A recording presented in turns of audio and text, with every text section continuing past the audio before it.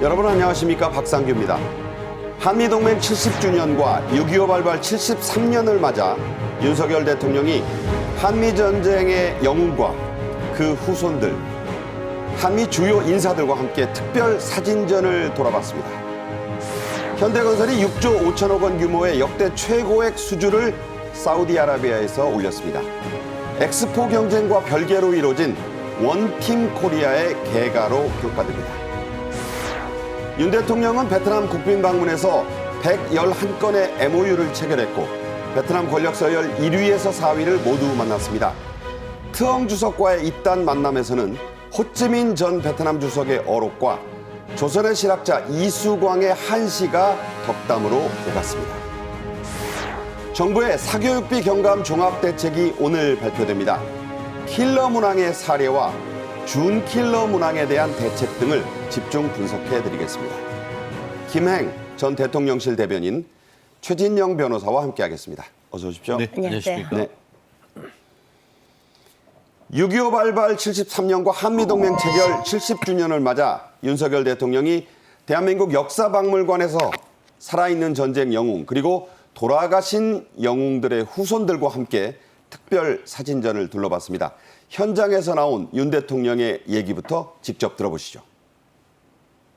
6.25 전쟁이 발발한 지 73년이 지난 지금 전쟁의 참혹함을 우리는 잊어서는 안 될 것입니다. 우리는 무엇보다 미래 세대에게 한미 동맹의 태동과 발자취, 동맹이 이룩한 눈부신 성과를 정확하게 알려주어야 합니다. 앞으로 우리의 동맹을 이끌 주역인 미래 세대가 지금의 자유와 번영을 있게 한 동맹의 가치와 의미를 제대로 인식하도록 해야 합니다. 네, 이 행사에는 북한이 가장 두려워했던 국방장관 출신의 김관진 국방혁신위 부위원장도 동행을 했습니다. 윤 대통령은 이에 앞서 SNS에 의미 있는 글도 남겼는데, 자, 어떤 내용입니까? 그렇습니다. 정말 말과 행동으로 입증을 했다라고 보이는데요. 소셜 미디어에는 참전 용사와 가족들의 피와 눈물을 결코 잊어서는 안 된다. 영웅들의 피 묻은 군복의 의미를 반드시 기억해야 한다. 강력한 힘만이 진정한 평화를 보장한다. 이런 내용을 썼는데요. 네. 사실 지난번 6월 초에 나라의 국격은 누구를 기억하는지에 달려있다라고 말씀하셨는데 구체적으로 이와 같이 한미동맹 그리고 또 6.25 때에 참전 용사를 해서 피 흘리신 분들에 대해서 기억하겠다라고 해서 구체 강론을 말씀하셨다는 점에서 상당히 뜻깊었는데요. 네네. 나아가 같이 동행했던 분도 정말 뜻깊은 것 같습니다.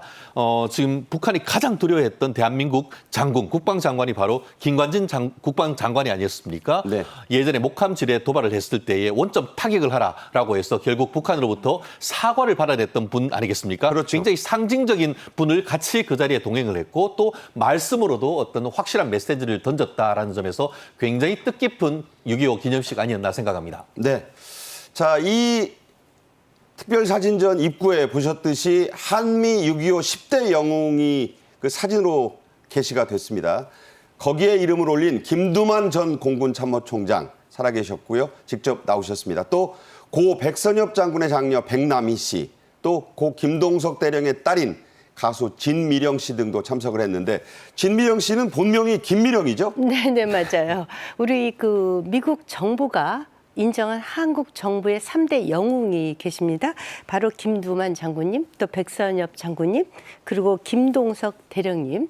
김동석 대령님의 따님이시죠. 네, 저기 보이네요. 네, 지금 네. 왼쪽에 네. 예, 진미령 씨, 김미령 씨의 이름으로 참석을 했습니다. 네. 예명이 진미령인 거죠. 네네, 가수로서. 예. 네, 제가 자, 입구에서 지금 인사 나누는 게 이제 김동석 전 네네. 공군 참모총장. 승호리 철교 폭파 작전의 영웅으로 그 과거 빨간마우라라는 유명한 영화에서 배우 신영균 씨가 또 연기를 했다, 이런 얘기를 윤 대통령이 직접 하시기도 했다는데요. 네, 제가 사실 작년 6.25 행사 때 김두만 전 장군님을 뵙기도 했습니다. 근데 이제 얼마 전에도 저희 이제 신영균 배우께서 국민의힘의 상임 고문이세요. 자, 백남이 네. 고 백선엽 장군의 따님이시죠? 네네.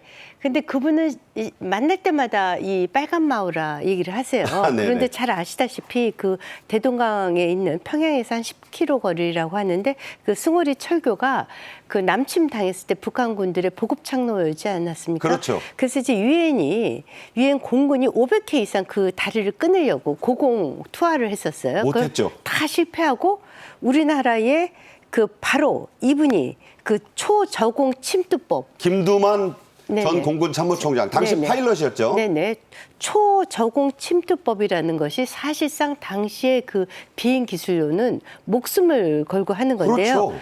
2개 편대로 짜서 전투기 6대가 초저공 비행을 해서 1월 15일 날 52년 1월 15일 날 그 다리를 끊습니다. 네네. 그러므로 인해서 보급 창로가 그 고급 보급 선이, 그 통로가 완전히 네. 끊어지고 북한군이 이제 완전히 그 남한에 그 포위가 돼버리죠.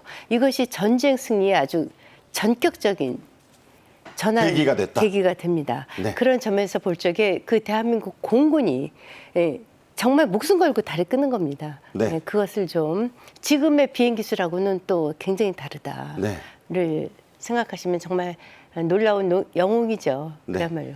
자, 이 특별전에는 이 영웅들의 기념품, 또 미군 장병들의 갖가지 기념품과 함께 특별한 전시품들도 전시가 됐습니다. 어떤 것들이 있었나요? 그렇습니다. 그 3층 주제관에 한미동맹 6대 드라마라고 해서 그것을 스토리텔링 방식으로 이렇게 그려내는 내용이 있는 것 같은데요.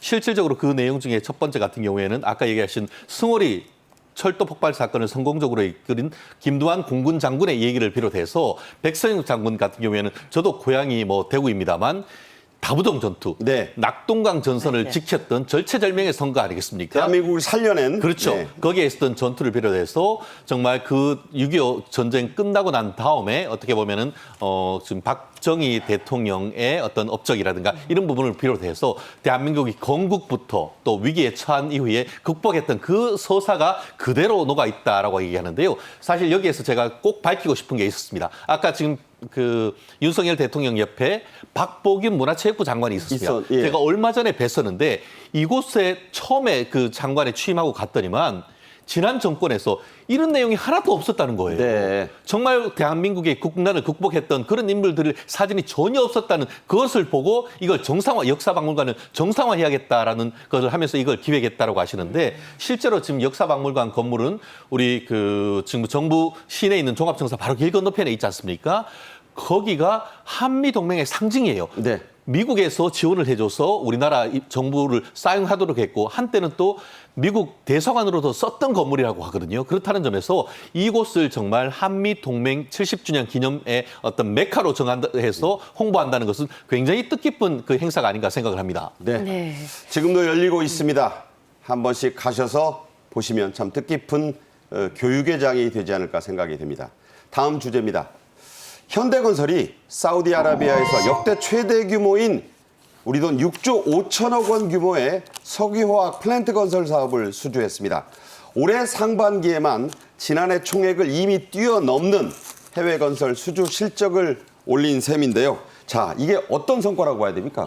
이게 정말 어마어마한 성과다라고 하는데 사실 대한민국 국내에 건축이 상당히 쪼그라들고 있는 그런 상황 속에서 해외에서 또 다른 그 개가가 들어왔다 이렇게 볼 수 있는 것 같습니다. 실제로 지금 현대건설 같은 경우에는 사우디아라비아의 역대 최대 규모인 6조 5천억 원. 그 달러로는 50억 불 된다라고 하는데요. 실질적으로 지금 같은 경우에는 그 사우디아라비아의 아람코란 회사가 주베일 옛날에 아마 그 우리나라 많이 그 연세 드신 분은 많이 들어보는 지역 아니겠습니까? 주베일항 건설하면 이제 추억이 있는 곳이죠. 그렇죠. 거기에 이제 그 지역하는 추진하는 그 석유화학 플랜트 사업인데 현대건설이 완전히 대박을 터뜨린 것 같습니다. 네. 계획해서 실행하고 또 건설하는 일괄 공정을 다 이렇게 한꺼번에 땄다고 하는데 그래서 그렇습니까? 한국 오늘 현대건설 관련되는 건설주가 팍팍 오르고 있는 것 같은데 아마 우리나라 어떤 최근에 그 경기가 나쁘고 어떻게 보면 무역 수지가 적자였다라고 하는데 어떻게 보면 청신호가 켜졌다 이렇게 볼 수가 있을 것 같습니다. 네. 사우디아라비아는 아시는 대로 오는 11월 말에 치러질 이 부산 엑스포 유치를 결정할 그 투표에서 우리의 지금 가장 강력한 경쟁 상대이기도 합니다. 하지만 경쟁은 경쟁이고 또 비즈니스는 비즈니스인 거죠. 자, 이 아미랄 프로젝트라는 게 있는데 이 아미랄 프로젝트 얼마나 중요한 건가요? 잘 아시다시피 우리 중동 보면 1975년부터 있었던 것입니다. 그래서 특히 이제 1979년도에 현대건설에서 그 천연 액화 공장 만들면서 실력을 인정받았거든요. 그때서부터 우리 대한민국의 그 기술력이나 실력, 근면성 등등은 중동 전체에서 상당한 인정을 받고 있는데요. 네. 특히 이것이 최대 규모의 석유화학 플랜트 건설 종합 건설 사업 계획이지 않습니까? 이 아람코라는 회사가 우리나라로 치면 대한석유공사 같은 세계적인 회사죠. 규모만 따지면. 규모로 따지면 그렇고 예. 우리나라로 치면 사실 국가 기업이거든요. 그렇죠. 그런 마련에서 그 왕의 그 입김이 굉장히 중요한 그런 기업이거든요. 그 지금 사우디가 또 사우디뿐만이 아니라 중동 전체가 대한민국을 가장 강력한 동맹 국가로 다시 재매김한다는 점에서 대한민국을 우선적으로 이렇게 그 경협의 파트너로 네네. 삼는데 그 단초를 바로 이명박 대통령께서 트시고 그 다음에 지금 윤석열 정부에서 꽃을 피운다. 그 중간중간 고비가 많았습니다. 그렇죠. 아시다시피 문재인 정권 때 문제가 생겨서 갑자기 비서실장을 거기에 급파한 사건 혹시 기억하세요? 네네. 네. 그런 사건들 때문에 좀 관계가 소원해졌었거든요. 그것을 다시 복원해서 이번에 50억 달러 수주한 거 이것은 상당히 그 외교가 정상화된다.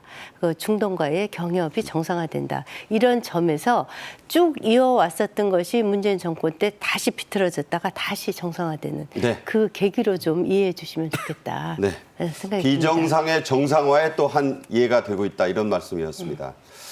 아무래도 제2의 중동 부음 조성을 위해 정부가 이른바 원팀 코리아를 꾸려서 발벗고 나선 성과로 전문가들은 풀이를 하고 있습니다. 윤석열 대통령도 이 엄청난 수주에 축하 메시지를 남겼죠. 그렇습니다. 실질적으로 제 그 내용을 보면은 이번 일을 계기로 해서 한국과 사우디 양국의 신뢰 관계가 더욱 굳건해지도록 정부와 기업은 원팀이 되어서 더욱 노력하겠다라고 얘기를 한 것 같습니다. 실질적으로 지금 보면은 세일즈맨, 1호 세일즈맨이라고 하면서 전 세계를 지금 윤석열 대통령께서 지금 누비고 계시지 않습니까? 얼마 전 같은 경우에는 아랍에밀레이트를 통해서 많은 그 경협을 이끌어내고 이번에는 중동의 맹주라고 할 수 있는 사우디아라비아로부터 이렇게 50억 불을 어떤 그 수주를 끌어냈는데 이것 같은 경우에는 해외 건설 수주액을 비교를 해봤을 때 작년 동기 한 14% 이상 지금 늘어나고 있다라는 그러니까요. 점에서 사실 우리나라 지금 성장이 1%, 2% 이렇게 본다고 하면은 14% 정도의 어떤 수주액 같은 경우에는 전체적인 우리나라 GDP에도 상당 부분 영향을 미칠 수 있는 이런 수준이어서 앞으로 이렇게 테이프를 끊었기 때문에 중동의 다른 나라까지도 계속 이와 같은 한국 붐이 불 수 있도록 정말 원팀이 돼서 나가는 모습을 보고 싶습니다. 네. 자, 이제 다음 주제입니다. 윤석열 대통령이 4박 6일간의 프랑스 또 베트남 국빈 방문을 마치고 귀국했습니다. 베트남에서는 205명의 기업인들을 동행해서 111건의 MOU를 체결했고 베트남의 권력 서열 1위에서 4위까지의 지도부를 모두 만났는데요. 영상으로 요약해봤습니다. 북한의 핵 미사일은 영내의 가장 시급한 안보 위협입니다. 한국과 베트남은 아세안 및 양자 차원 모두에서 공조를 강화할 것입니다.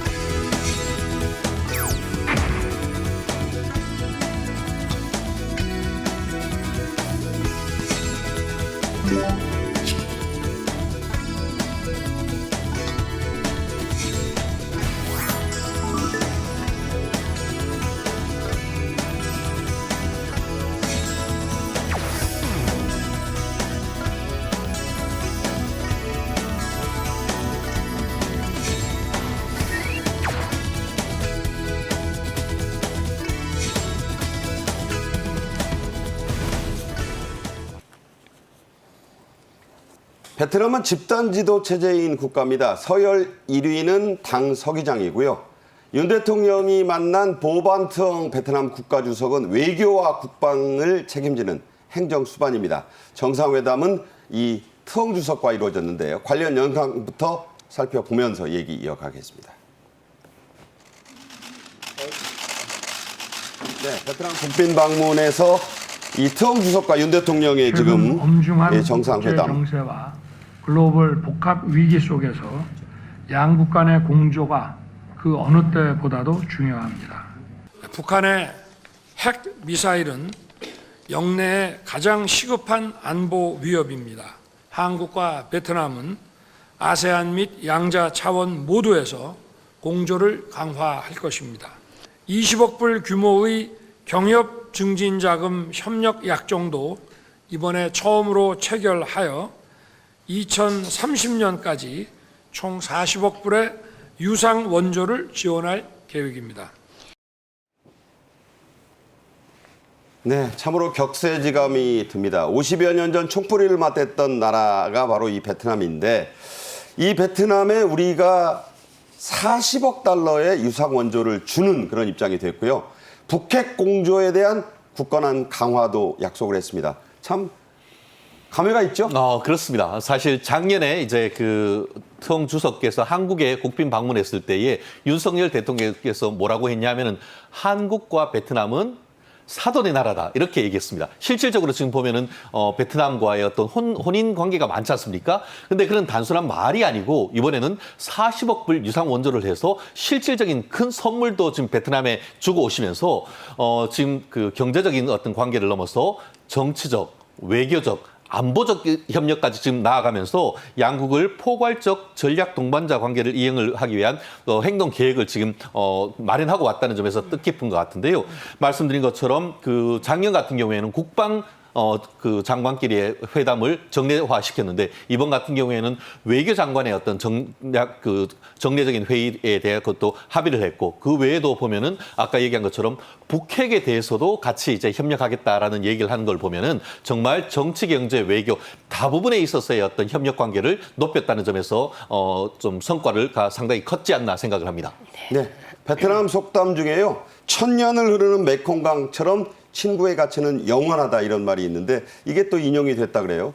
윤 대통령은 두 나라 경제인 600여 명이 참석한 비즈니스 포럼에서 베트남과의 새로운 30년 무역의 역동성 회복을 강조했습니다. 이 역동성 회복 어떤 말일까요?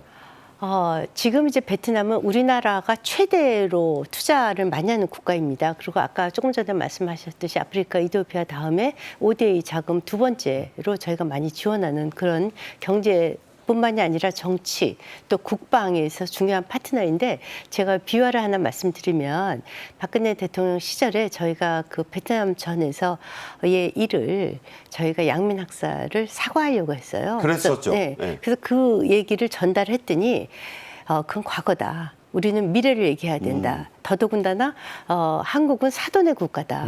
사부인께서 오시는데 우리가 무슨 사과를 받겠냐. 유명했던 얘기죠. 예, 네. 그래서 실제로 대통령께서 가셨을 적에 사부인께서 오셨다고 네, 우리 사돈의 나라. 따님들을 네. 따님들 베트남에서 시집간 딸들을 잘 보살펴 달라 이런 특별한 부탁도 얘기하시고 이번에도 과거에 대한 얘기는 전혀 하지 않았죠. 네네. 미래로 가야 되니까 이번 베트남전의 방문에 가장 중요한 것은 지금 전 세계가 냉전 체제로 들어가면서 탈중국, 특히 공급 원료망에 있어서의 서플라이 체인을 다각화하는 것이 굉장히 중요합니다. 네. 얼마 전에 올해 3월에 미국 의회에서 인플레이션 감축법이 통과됐습니다. 그것에 의하면 중국에서의 원산지와 소재 부품을 최대한 줄여야만 미국의 그 보조금을 받을 수 있거든요. 예를 들자면 배터리 자동차 하나에 한 대당 7,500불씩 보조금을 받아야 네네. 되는데 그러려면 그 광물을 중국에서 지금 90% 이상 수입 의존하고 있는데 이것의 광물 수입을 다각화해야 되거든요. 네. 그중에 중요한 나라가 바로 베트남입니다. 네. 예를 들자면 히토루의 생산량이 중국이 전 세계 36.7, 베트남이 18.3이거든요. 네. 그런데 이번에 이제 히토루 우리가 MOU 계약을 통해서 우선적으로 대한민국이 히토루를 중국에서부터 이제 서플라이 공급 체인망을 베트남으로 옮기지 않습니까? 그렇죠. 이런 것이 그 대미 수출 FTA 관련 국가들의 수출에 있어서 굉장히 중요한 전략적 방식이다. 이 말씀을 드리고 싶습니다. 네. 네. 베트남은 히토류와 보크사이트 세계 2위, 텅스텐 세계 3위 매장량을 가진 그야말로 자원의 부국입니다. 우리나라와 베트남 정상회담 이후 두 나라 기업에 실질적인 편의를 제공하는 각종 세부 방안들도 마련이 됐는데 어떠한 것들이 있습니까? 그렇습니다. 대통령이 갔다 오면 제일 혜택을 받는 분이 기업이다. 결국 기업에 돈이 들어오면은 국가의 국민이 좋아지는데요. 그림을 한번 보면서 설명드리고 싶습니다. 내용을 보면은 이번에 한국과 베트남 사이에 체결된 주요 문서는 포괄적 전략 동반자 관계 이행 행동 계획을 도장을 찍었고 국제운전면허증 상호 인증에 관한 협정. 그러니까 우리나라 운전면허증 가지고 하면 베트남에서 운전할 수 있다는 것이죠. 그리고 해경과 공안부 간의 수색 협조 구조에 관한 MOU를 체결했고 고용 허가제 인력 송출 및 도입에 관한 MOU 그리고 가장 또 중요한 부분이죠. 핵심 광물 공급망 센터 설립을 했다고 하는데요. 아까 말씀드린 것처럼 전 세계 히토류의 매장량이 베트남이 2위라고 합니다. 세계 2위예요. 세계 2위라고 합니다. 특히 우리나라 같은 경우에는 반도체 그리고 또 2차 전지 여기에 들어가는 가장 핵심 부분이기 때문에 중국과의 어떤 그 외교 문제 또 경제 문제가 있었을 때의 서플라이 체인 공급망에 대안을 마련할 수 있다라는 점에서 상당히 어떻게 보면은 실질적인 어떤 효과를 거두고 왔는 회담이다 이렇게 얘기할 수가 있을 것 같습니다. 네. 미국 국빈 방문을 윤 대통령이 했을 때 122명의 경제인들이 갔었는데 이번에 205명이 갔습니다. 이 규모도 규모지만 모든 기업인들이 거의 다 망라되다시피 했는데 자 여기서 거둔 성과들 간단치가 않고요. 111건의 MOU를 5건씩 묶어서 기념 촬영하고 이 체결하는데 50분 가까이 걸렸다고요. 그렇습니다. 양국의 어떤 정상적인 어떤 대표적인 경제인들이 600명까지 모였다라고 하니까 굉장히 어떻게 보면은 교류할 수 있는 장이 되는 것이고 말씀드린 것처럼 역대 최대의 성과 같은데 111건의 MOU를 체결했고 지금 말씀하신 것처럼 워낙 많다 보니까 5건씩 묶어가지고 서명하는데도 거의 50분 정도 도장 찍는데 50분 정도 걸렸다고 원래 하니까. 40분 하기로 했는데 훌쩍 넘겼다고 해요. 그렇다는 점에서 굉장히 많았다는 것인데 실제로 지금 교역과 관련해 가지고는 54건 그리고 또 기술 협력에 대해서는 24건 공급망 관련해 가지고는 29건 정도 했다고 하니까 지금 MOU를 체결했고 이후에 본 계약을 체결하고 실질적인 어떤 수출 수입이 되는 데까지 국가로서 정부로서는 지원에 만전을 기해야 될 것 같습니다. 네.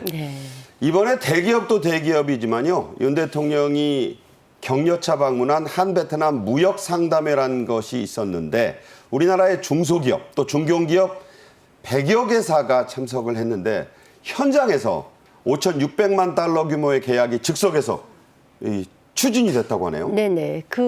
우리나라 중소기업들이 대개 이제 중간재들을 만들지 않습니까? 그것에 있어서 원료 수급이 굉장히 중요한데 아시다시피 이제 리튬이 84%가 중국에서 수입을 했고 코발트가 69%, 망간이 97%가 이제 중국에서 들어왔는데 네네. 이것들이 배터리 사업, 2차 전지 산업, 또 이제 핸드폰 산업, PC 등등에 있어서 대미 우리가 이제 중국에서 원료 수입하고 중간재를 만들어서 미국에 수출할 적에 지금 중국에서 그것을 만들면 아까 말씀드렸듯이 인플레이션 감축법 때문에 미국 정부에서 상당한 불이익을 받을 수뿐이 없거든요. 네네. 그렇지 EU 시장에서도 마찬가지고요. 그런 의미에서 탈중국화 한다는 것이 굉장히 중요하고요. 더 재미있는 사실은 지금 하노이의 국립대학, 우리나라로 지금 서울대학 같은 학교입니다. 네네. 여기에 제일 커트라인이 높은 학과가 어느 학과인지 아세요? 한국어학과. 예, 의과대학보다 더 높다는 네. 거예요. 중국의 학생들이 이번 중소기업 무역 박람회에 다 나와서 유창한 한국말로 설명을 했다고 해요. 네. 그러니까 이제 베트남은 이제 지금 이제 막 경제가 도약하는 데라서 이 학생들의 취업이 중요한데 그만큼 한국이 중요한 국가가 된 것이죠. 네. 네. 앞서도 말씀드렸지만 윤 대통령은 당서기장이 1위, 2위가 국가주석 이랬는데 1위, 4위를 다 만났어요. 이것도 의미가 있고 또 트엉주석과의 만남에서는 마지막 날에도 계속해서 만나서 또 식사를 같이 했습니다. 하노이에 있는 유명한 베트남의 호안끼엠이라는 호수 근처에 현지 식당을 직접 가서 1시간이 넘게 이 조찬을 함께 했는데 그 유명한 베트남 쌀국수를 같이 먹었다고 해요? 그렇습니다. 우리나라에도 보면은 포라고 하죠. 말씀하신 것처럼 베트남 쌀국수를 같이 이제 두 부분이 했었는데 여기 보면은 베트남에 있는 호안끼엠 호수란 것이 우리 한문으로 쓰면은 돌아올 환자, 칼검자. 칼을 돌려줬다라는 그런 의미인데요. 베트남의 엑스칼리버 호수라고 그래요. 그렇죠. 결국 이게 그 나라의 어떤 어떻게 보면 설화가 있는 것 같은데 실질적으로 이제 그 호수에 있는 거북이 칼을 줬는데 그 칼로 어떻게 보면 그 베트남을 통일을 하고 베트남에 대해서 어떤 전체적인 어떤 그 정의를 구현한 다음에 그것을 다시 호수에 있는 그 거북에게 칼을 돌려줬다라고 해서 얘기를 좀 환검 호수인데 거기에서 지금 두 부부가 맛있던 식사를 환담하면서 상당히 오랜 기간을 환담을 하면서 개인적인 어떤 친분을 높였다고 하는데요. 그러한 점에서 사람들이 식사를 하면서 가까이 같이 식사한다는 것은 굉장히 의미가 깊은 것 아니겠습니까? 그렇다는 점에서는 이번에 대해서도 구체적인 성과뿐만 아니고 인적 유대 관계를 만들었다는 점에서도 뜻깊은 회담이었던 것 같습니다. 네. 두 나라 정상의 국빈 만찬도 화제가 됐습니다. 어떤 이야기들이 오갔는지 한번 들어보겠습니다. Ngày nay, hai nước đã trở thành đối tác quan trọng hàng đầu của nhau, cùng ủng hộ và giúp đỡ lẫn nhau vì sự phát triển chung của hai nước. Đúng như câu thơ nổi tiếng, cổ vân tứ hải giai huynh đệ, tương tế đồng chu xuất cộng xa, mà sứ thần Phùng Khắc Quan của Đại Việt đã tặng sứ thần Lý Túy Quang của Chosun khi cùng đi sứ ở Trung Quốc. 호치민 주석께서는 10년을 위해서는 나무를 심어야 하고 100년을 위해서는 사람을 키워야 한다고 말씀하신 바 있습니다. 100년의 번영을 위해서는 인재를 양성하고 사람에 투자해야 한다는 뜻이라고 생각합니다. 윤 대통령은 베트남의 국부로 추앙받는 호찌민 전 주석의 말을 인용했고 트엉 주석은 여러분도 잘 아시는 교과서에 지봉유서를 쓴 조선시대 실학자 이수광 선생의 한시를 인용했습니다. 내용이 아주 상황에 들어맞았어요. 그렇습니다. 지금 말씀하신 것처럼 우리나라 쉽게 생각하면은 옛사람이 이르기를 세계는 다 형제이고 또 한 배로 물을 건너고 같은 소리를 타고 함께 가자 이런 내용이었는데 그러니까 고운사의 개형제 상제동주 출공차 조금 이따 그렇습니다. 자막으로 보여드리겠습니다만 네네. 이걸 이제 베트남어로 했지만 한문시였어요. 그렇습니다. 이것이 결국 우리 선조인 외교관이었던 지봉 이수광 선생께서 이제 중국에 갔을 때에 또 그때 베트남 외교관도 갔었는데 한문으로 필담이 되니까 그와 같은 것을 써서 이제 베트남 외교관한테 줬었는데 네. 사실 이 내용 같은 경우에는 작년에 베트남 주석이 한국에 오셨을 때 윤 대통령께서 직접 먼저 얘기하셨다는 얘기예요. 근데 그것을 또 받아서 베트남에서 그 얘기를 하면서 예전부터 몇백 년간 베트남과 한국 사이에 어떤 인적 교류가 있었다는 것을 그러니까 얘기를 하면서 예로부터 이르기를 사해는 다 형제다. 그렇죠. 네. 개 형제는 모두 개자 형제다라는 내용인 것이고 그렇다 보니까 사해 동포주의 했을 때 코스모폴리탄 그 얘기 아니겠습니까? 네. 결국 베트남과 한국은 서로 형제 국가다. 자, 저 뜻도 의미심장해요. 한 배로 물을 건너고 술에 함께 타고 나간다. 그렇습니다. 결국은 지금 떨어진 물리적 거리는 상당히 넓지만 인적 교류와 물적 교류는 굉장히 많지 않습니까? 그렇다 보니까 서로의 어떤 협력을 통해 가지고 같이 공동 번영을 하자라는 의지가 있기 때문에 옛날 선조가 어떤 남겨준 글이 정말 21세기 오늘날까지도 실질적인 의미를 되새기는 것 같습니다. 네. 네. 이 정상회담 분위기가 얼마나 좋았냐면요. 이 베트남 국빈 방문 도중에 이재용 삼성회장의 생일이 있었는데 양 정상이 깜짝 생일 파티까지 간단하게나마 했었다는 그런 얘기도 보도가 됐습니다. 자, 오늘의 마지막 주제입니다. 정부의 사교육비 경감 종합대책이 오늘 발표되는데요. 윤 대통령이 당장 9월 모의고사부터 배제하라고 했던 킬러 문항은 어떤 건지도 구체적으로 제시될 예정입니다. 자, 대체 킬러 문항이 어떤 건지, 킬러 문항을 안 낸다니까 불거져 나온 이른바 준 킬러 문항이라는 건 또 어떤 건지 헷갈리는 분들이 많으실 줄로 아는데요. 먼저 영상으로 보겠습니다.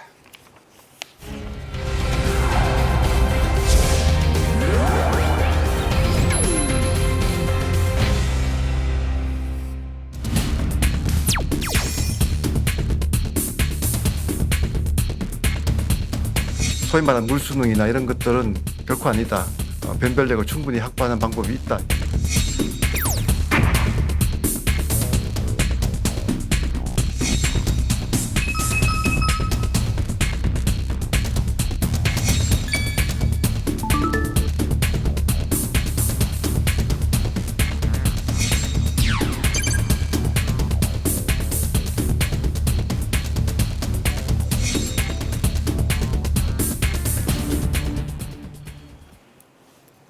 네, 정부는 킬러 문항과 관련된 사교육 종합대책을 오늘 내놓는다고 발표했습니다. 이주호 사회부총리가 직접 발표를 하죠? 네, 맞습니다. 이주호 부총리 교육부 장관께서 직접 발표를 하는데 지금 통계를 보면은 문재인 정부 들어서 그 이전 정부에 비해서 사교육비가 거의 50% 가까이 늘었다고 합니다. 맞아요. 그 원인이 뭔가에 대한 그 분석과 함께 그에 대한 대책을 발행한다고 하는데요. 사실 지난주 같은 경우에는 사교육 이권 카르텔에 대해서 엄정하게 대응하겠다라고 하면서 지난 몇 년간에 있었던 킬러 문제에 대한 평가도 있겠다라고 얘기했었는데요.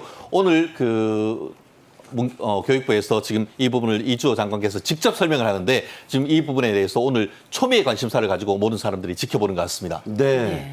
자, 그렇다면 어떤 내용들이 나올 것이냐. 물론 나오기 전에는 뭐라고 할 수 없겠습니다만 좀 예측을 해보자면 어떻습니까? 일단 단순히 이제 킬러 문항에 집중되어 있긴 한데 일단 이제 킬러 문항을 풀기 위해서는 사교육 시장을 안 갈 수 없는 그런 구조이지 않습니까? 근데 네. 그 전에 이제 제가 요 그래프를 하나 갖고 왔는데요. 네, 한번 들어주시죠. 이거 한번 보시겠어요? 예.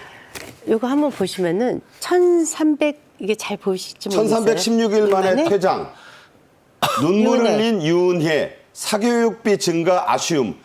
전 정부의 이제 유은혜 전 당시 교육부총리가 저런 말을 했나요? 네, 이 퇴임할 때 장면인데요. 이게 뭐냐면은 당시에 문재인 정부가 부동산은 김현미 장관, 또 교육은 또 유은혜 장관을 통해서 가장 비전문가가 가장 최장수 장관을 했습니다. 그러면서 사교육비가 치솟았는데요. 이것을 보시면은 요 그래프를 한번 보시면은 아주 분명하게 드러납니다. 보시면은 노무현 정권 때 사교육비가 치솟다가 네. 이명박 정부 때 내려옵니다. 네. 그랬다가 박근혜 정부 때 더 내려옵니다. 저 위에 네. 파란 게 이제 초등학생들서부터 중학생, 파란 거가 이제 초등학생, 요 빨간색이 중등학생, 이 주황색이 고등학생인데요. 이 보시면은 계속해서 사교육비가 올라서 26조. 그래서 박근혜 정부와 비교하면 50%가 오릅니다. 네. 이것은 킬러 문항은 그 대표적인 것이 하나인데 왜 보수 정권 때는 사교육비가 그나마 절감이 이렇게 되다가 진보 정권 때 50%나 폭증했는가? 이것은 바로 선행 교육을 보수 정권 때는 강력하게 금지시켰습니다. 그래서 미리 배우게 학교에서 미리 배우게 하게 되면 쫓아갈 수가 없으니까 학원을 가는 거예요. 네네. 그 교과서 밖에서 문제를 내니까 할 수 없이 학원에 가서 배울 수뿐이 없는 거예요. 그래서 박근혜 정부, 이명박 정부에서는 선행 학습에 대한 제재를 확실하게 했죠. 반면에 이제 문재인 정부는 학업 성취도의 전수평가를 완전히 없애버렸습니다. 네네. 그러니까 공교육이 무너질 수뿐이 없었죠. 그리고 수능 비중이 클 수뿐이 없는 정시를 확대를 했습니다. 네. 그러니까 학생들이 사교육 시장에 내몰린 거예요. 이것을 고치자. 그중에 대표적인 사례가 바로 킬링 문항입니다. 네. 아시다시피 킬링 문항은요. 대학 교수도 못 푼대요. 네. 그 하나를 풀기 위해서 500만 원 한 달에 이런 문제를 내고 강남이라든가 최근에는 이 마곡동에도 학원이 생겼다고 해요. 네. 이 신학원가들에서 상위권 학생들의 자녀들만 서울대 의대를 간다고 초등학교부터 서울대 의대 입시반을 만드는 이러한 불합리한 구조를 개혁하겠다 이것입니다. 네. 정부는 앞서 지난 목요일부터죠. 사교육 카르텔 부조리 신고센터를 운영하고 있는데 사흘 동안 해보니까 40건이나 신고가 접수됐다고 하네요. 3일에 40건이니까 굉장히 많은 거죠. 하루에 10건 이상 들어왔다는 것 같은데요. 구체적 내용을 보면은 사교육 업체와 수능 출제 관련된 유착 의심 신고 그것들이 한 6건 정도 됐고 허위 과장 광고와 끼워 팔기식 교재 구매 강요가 4건 그리고 또 교수비 초과 증수가 4건 정도 됐다라고 하는데요. 좀 더 이 부분을 또 그 사례를 모은 다음에 구체적으로 문제가 될 경우에는 과태료를 부과한다든가 아니면 수사 의뢰를 한다라고 통해서 나름대로 어떤 제재를 하고 이에 대해서 또 어떤 대책을 마련하겠다라고 지금 보도가 나오는 것 같습니다. 네. 자, 이주호 사회부총리가 오늘 내놓겠다고 한 그 사교육 종합 대책 가운데는 지난 3년간의 이 킬러 문항의 사례를 수능을 좀 분석을 해보고 또 지난 6월에 문제가 됐던 모의평가 문항을 다 대상으로 검토를 한다. 이런 얘기를 했어요. 네, 제가 한번 문항 하나 보여드릴게요. 대표적으로 이게 국어 문항이에요. 예, 일단 먼저 제가 한번 설명을 볼게요. 하고요. 최근 3년치의 수능 문제 올해 6월 모의평가 문항을 종합적으로 보고 있다. 네네. 오늘 킬러 문항의 사례를 전부 공개할 예정이다. 이랬어요. 네. 지금 제가 하나 예를 잘 잡히면 좋겠는데 이게 국어 문항이에요. 국어 문항인데 보시면은 BIS 비율, 위험 자산 분의 자기 자본율 곱하기 100 이렇게 해서 쭉 나오는데 이 내용 자체는요. 다 물어보니까 지문을 읽는 데만도 시간이 엄청 걸릴 뿐만이 엄청난 아니고 시간이 소요될 것 같아요. 푸는 건 둘째고. 네네. 경작가를 나오지 않으면 풀 수가 없는 문제라는 거예요. 더더군다나 응용 문제이기 때문에 이 문제를 보고 대학 교수들이 이렇게 평가를 했대요. 은행에서 간부, 임원 시험 보는 승진 시험 보는 줄 알았다. 네. 이게 국어 문제라는 것이 상상이 가십니까? 그러니까 결국 근데 문제는 이 문제 하나를 한 문제와 관련해서 조국 기억나시죠? 네. 조민 씨가 의과대학 갔을 적에 바로 차점자와 1점 차이도 안 납니다. 그랬죠. 1점 차이도 안 났는데 너무 많은 학생들이 나열되어 있는 거예요. 그러니까 킬링 문제를 하나 풀고 말고에 따라서 서울에 있는 대학을 가냐 지방대학을 가냐 이럴 정도로 완전히 결정 나겠네요. 결정이 내버리니까 아무리 돈을 많이 줘도 부모가 고에게 연봉 300억 400억을 벌어들이는 킬링 강사들한테 갈 수뿐이 없고 더 중요한 것은 이렇게 해서 문제를 하나 맞추면 그 학원이 대박이 터진다는 거예요. 이러한 구조는 반드시 깨어야지 된다고 생각합니다. 네. 아까 김행전 대변인이 들어준 거는 자세히는 못 보셨지만 제가 옆에서 봐도 문제를 읽는 데만 최소한 5분 이상은 들어가겠어요. 자, 어떤 문제가 킬러 문항이냐는 것을 가장 대표적으로 보여주는 예시가 있습니다. 최근 3년간 수능에서 가장 낮은 정답률을 보였던 수학 나형의 문제라고 이미 밝혀졌는데 이게 정답률이요 4%. 그러니까 100명이 시험 보면 96명이 틀린다는 거예요. 자, 우리 다 문과생이라 잘 모르겠는데 저게 역대 3년치 중에 정답률 4%짜리. 그렇습니다. 지금 말씀하신 것처럼 100명이 하면은 그중에 3명, 4명이 맞출까 말까한 대부분 그 수험생들이 틀 수밖에 없는 문제다라고 얘기를 하고 있고 실질적으로 지금 그 유명 학원의 강사들 같은 경우에도 이 케이스 같은 경우에는 전문가들도 풀기 쉽지 않다라고 하는데요. 실제 저 문제를 1분 만에 정도 사실상 풀어야 된다고 합니다. 그렇기 때문에 그냥 찍어야 되겠네요. 거의 찍어야 된다는 것이죠. 그런데 지금 얘기하는 것처럼 지금 EBS와 관련되는 사람들도 봤을 때는 이것 같은 경우 2021년 수학 문제인 것이고 나형 그것도 홀수형 30번 문항이라고 하는데요. 뭐 말씀하신 것처럼 저도 이제 문과를 나왔기 때문에 이과 문제, 이 수 2의 문제는 제가 아무리 봐도 정말 이것은 거의 뭐 외계어 같다 하는데 그것이 문과가 아닌 이과생들이 직접 본다 하더라도 대부분 다 틀리는 문제를 낸다는 것은 결국 대부분 어떤 문제를 사실상 특별한 어떤 능력 내지는 특별한 강의를 받지 않으면은 풀기 어렵다라는 것을 하기 때문에 이런 문제에 대한 근본적인 어떤 문제의식을 가지고 개혁을 해야 된다는 내용이 바로 이런 문제에서 나오는 것 같습니다. 네. 자, 요즘 학원가에서요, 킬러 문항 뺀다니까 그렇다면 킬러 문항보다 좀 낮은 수준의 킬러 문항이 있다. 이른바 준 킬러 문항이라는 걸 소개하겠다면서 학원이 또 장사를 하고 있다고 해요. 자, 이 준 킬러 문항은 어떤 건지 저희가 한번 짚어보겠습니다. 네. 자, 어떻게 봐야 될까요? 이 정답률이 20에서 30%대의 문제라고 하니까 킬러 문항보다는 좀 쉽다고 볼 수가 있는 그래도 것이죠. 어렵네요. 그런데도 뭐 어렵죠. 70, 80% 틀리니까. 네네. 그래서 문제는 이것만 보셔도 굉장히 어렵지 않습니까? 준 킬러 문항도 사실상 많았던 건데 킬러 문항, 준 킬러 문항의 문제가 아니라 기본적으로 공교육이 산다는 것은 대통령께서도 말씀하셨듯이 교과서 내에서 난이도를 조정을 해라. 사실상 킬러 문항, 준 킬러 문항도 다 난이도 조절에 실패한 것입니다. 네. 그래서 난이도 조절을 교과서 내에서 하면 얼마든지 할 수 있다. 이 말씀을 드리는 거고 그래야 공교육에 계신 수준 높은 교사들이 정말 교재 개발 그리고 시험 문제를 얼마적으로 학생들의 수준을 평가할 수 있는지를 연구할 수 있는 그런 체제가 바로 공교육을 살리는 것이다. 그리고 더 중요한 것은 이 같은 법안을 민주당의 강민전 의원 등등이 2021년도에 이미 발의했다는 거예요. 이것이 바로 이제 킬러 문항 방지법을 이미 민주당에서 발의를 했거든요. 네네. 그러니까 아시다시피 지금 민주당의 국회의원들 진보 쪽에는 전부 다 그동안 선행학습은 학대다. 선행학습을 하는 것은 학생들에 대한 학대다라는 네. 표현까지 썼어요. 그것을 지금 윤석열 대통령이 선행학습 못하게 하시고 교과서 내에 하겠다는 거거든요. 그렇죠. 국가 100년 대계인 교육 문제에 있어서 여야가 있을 수 있습니까? 네. 여야가 있을 수 없죠. 그러니까요. 그래서 이번 문제를 갖다가 어떤 퍼블리즘적 그 여당에 대한 공격, 야당의 이러한 태도는 정말 지양해야지 된다. 이런 생각이 들고 여야가 합심을 해서 그 변별률을 확보할 수 있도록 공교육이 정상화되고 그 안에서 학원을 다니지 않아도 학교 공부만 잘하면 좋은 대학을 갈 수 있게 이렇게 만드는 것이 바로 다 합심해서 대한민국의 교육을 살리는 길이다. 이렇게 생각이 듭니다. 네.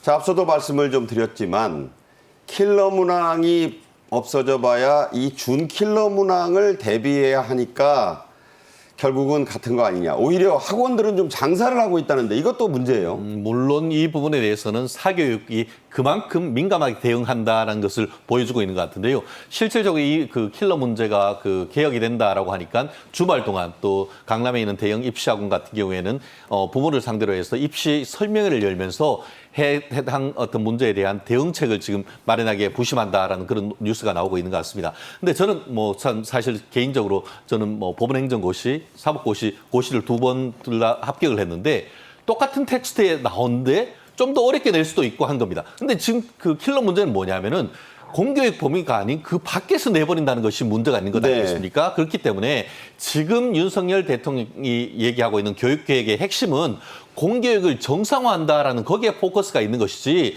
마치 어떤 뭐 지금 일타 강사를 뭐 제재를 하는 그런 거는 아닌 것이죠. 그건 상징일 뿐인 것이지. 결국 이 부분 같은 경우에는 EBS라든가 공교육의 정상화하는 그 과정으로 길게 본다라고 한다고 하면은 결국 사교육에 대한 비용을 줄이고 어떤 우리 서민들의 주머니를 좀 더 두툼하게 하는 그런 전략으로 나아간다라는 거 해석을 한다고 하면은 이런 부분은 큰 문제는 아니라고 봅니다. 네.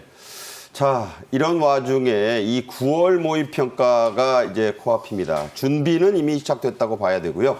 문제들도 준비가 되고 있다고 할 수 있는데, 자, 정부로서는 어떻게 해야 될까요?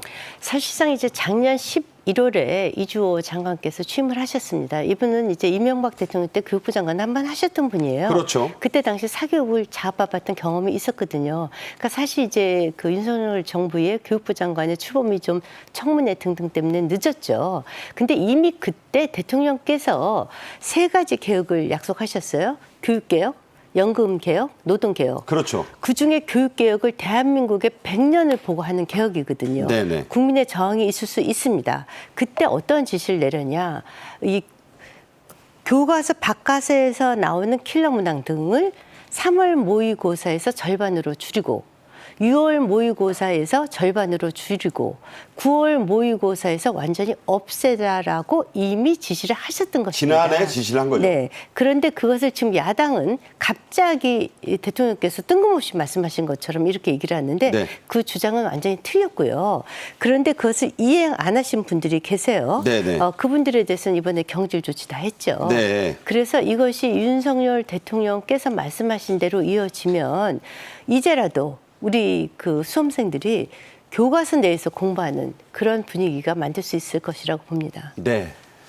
자, 그런데 이 킬러 문항, 사교육을 유발하는 건 수능만이 아니라 논술이 더 큰 문제다. 이런 지적도 있습니다. 그렇습니다. 예전부터 대학 논술은 이른바 본고사 부활 아니냐 하는 그런 비판이 있었던 것이죠. 실질적으로 이번 같은 경우에 경북의 한 그 고등학교의 수학교사 같은 경우에는 이렇게 비교적 쉽게 킬러 문제를 빼버리면은 사실상 변별력을 하기 위해서 구술고사나 논술고사에 또 그 포커스를 두어서 그 또한 교과 외에서 내므로써 어떻게 보면은 또 경쟁을 유발하는 것이 아니냐는 그런 얘기가 지금 있는데요. 실질적으로 지금 보면은 일부 그 학원 같은 경우에 유명 그 학교 같은 경우에는 네. 교과서 밖에서 논술을 냈다라는 사실이 밝혀져서 문제가 되고 있었는데 그러다 네. 보니까 이미 또 그 사교육계 같은 경우에는 여름 방학 이 논술 네. 그 어떤 강의가 동났다 그런 얘기도 지금 나오는 것 같습니다. 네. 자, 네. 자, 오늘 발표에서는요. 3세에서 5세까지의 영유아 사교육에 대한 이야기도 나올 예정입니다. 자, 영유아들의 사교육. 우리도 정말 신박하죠. 제 친구가 할머니인데요. 손녀, 딸 교육비를 안 도와줄 수가 없대요. 유치원 다니는데. 할머니가 도와줘야 된다. 네네. 그래서 제 친구가요. 옆집에 아이를 돌보면서 200만 원 벌어서 손주 학원비를 그러니까 도와주고 남의 있는데 아이 걔가 봐주는 그 걸로 돈을 벌어서 자기 손주 사교육비 내준다. 네, 왜냐하면 안 그러면 며느리한테 대접을 못 받는데요. 네. 그런데 문제는 이 영유아 학생들이 영어만 배우는 것이 아니라 너무 많은 학과들을 배우는 거예요. 그렇죠, 뭐. 네네. 그러니까 뭐 영유아들한테 200만 원, 300만 원의 학원비가 우습게 들어간다는 거예요. 이거 대한민국이 그렇게 거의 힘들게 벌었는데 별거 아니다 그 돈이. 네네네. 네. 그 제정신이 아닌 거죠. 제가 정말 말씀드리고 싶은 것은 초등학교에 서울대 입시반이 있다는 거예요. 그래서 초등학교 들어가자마자 그 서울대 입시반을 들어가기 위해서는 영유아기에 이미 영어라든가 과학을 공부를 해야 된다는 네, 거예요. 아유. 이거가 도대체 말이 됩니까? 우리말도 아직 채 익히기 어려운 나이인데. 네네. 네. 듀얼 랭귀지라고 해서 같이 해야 되는 거예요. 네. 네. 자, 이런 심각한 실태입니다. 실제 영유아들의 단시간 학원 이용률 꽤 크다고 하는데 어느 정도입니까?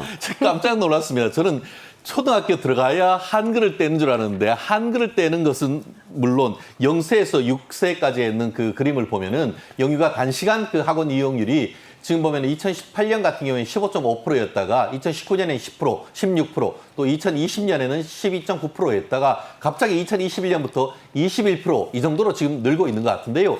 말씀드린 것처럼 정말 이제 학령 아동 이전에 영유아에 대한 이 그 학원 이용률까지도 지금 치솟고 있다는 점에서 젊은 부부의 어떤 그 집 구하기도 어려울 텐데 아이들에 대한 교육비까지 저렇게 나간다는 점에서 있어서는 정말 그 기성세대로서 안타까움을 금할 수 없어서 반드시 이 부분에 대해서는 어떤 대책이 나와야 될 것 같습니다. 네.